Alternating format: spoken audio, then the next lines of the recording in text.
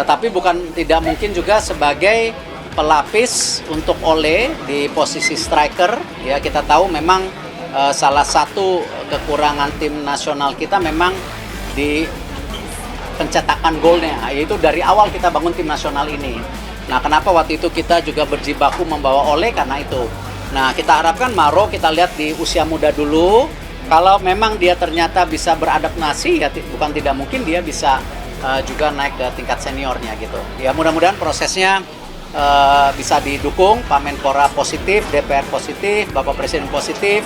Ya ini bagian kita coba mendorong persiapan untuk kedepannya sendiri. Pemain keturunan 260,7 miliar bawa kabar baik setelah Mauro Ziltra proses naturalisasi.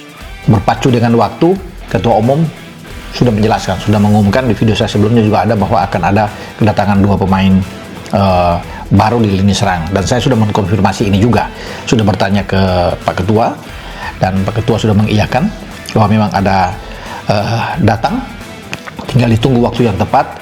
Nah, kemudian 2 pemain ini akan dilaporkan ke Pak Presiden Republik Indonesia, Pak Prabowo Subianto.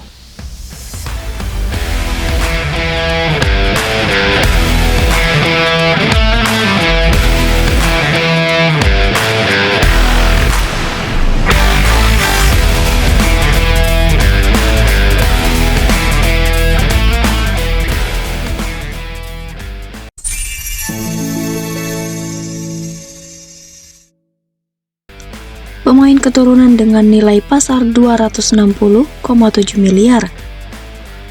Jayden Oosterwolde membawa kabar baik setelah kabar Mauro Ziltra dilaporkan tengah dalam proses naturalisasi.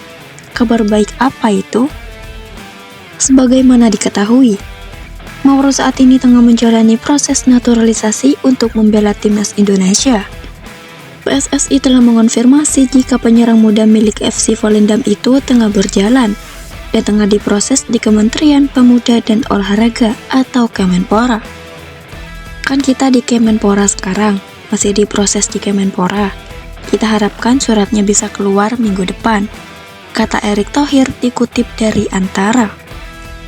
Banyak yang menyebut jika Ziltra akan diproses untuk membela timnas Indonesia U23 yang tengah mempersiapkan diri untuk Piala AFF U23 dan kualifikasi Piala Asia U23 2026.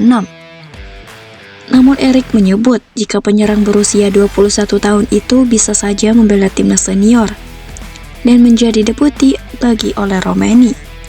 Tapi bukan tidak mungkin sebagai pelapis untuk Ole Romeni di posisi striker, tambah pria yang juga Kementerian BUMN itu. Kabar ini pun menjadi kabar bahagia bagi pendukung timnas Indonesia yang ingin memiliki striker tajam dan andal dalam mencetak gol.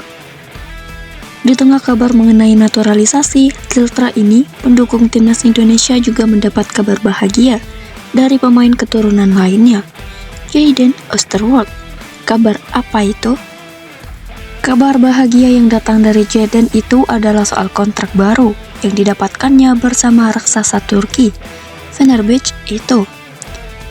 Dilansir dari laman Transferfeed, Fenerbahce sudah memulai pembicaraan kontrak baru dengan pemain keturunan Indonesia sejak awal Juli 2025. Kemudian pada tanggal 8 Juli 2025, pemain yang akrab disapa Jayden itu resmi menekan kontrak baru yang membuatnya akan bertahan di klub berjuluk The Yellow Canaries hingga Juni 2028. Perpanjangan kontrak ini membuat masa depan Jayden di level teratas Eropa makin terjamin.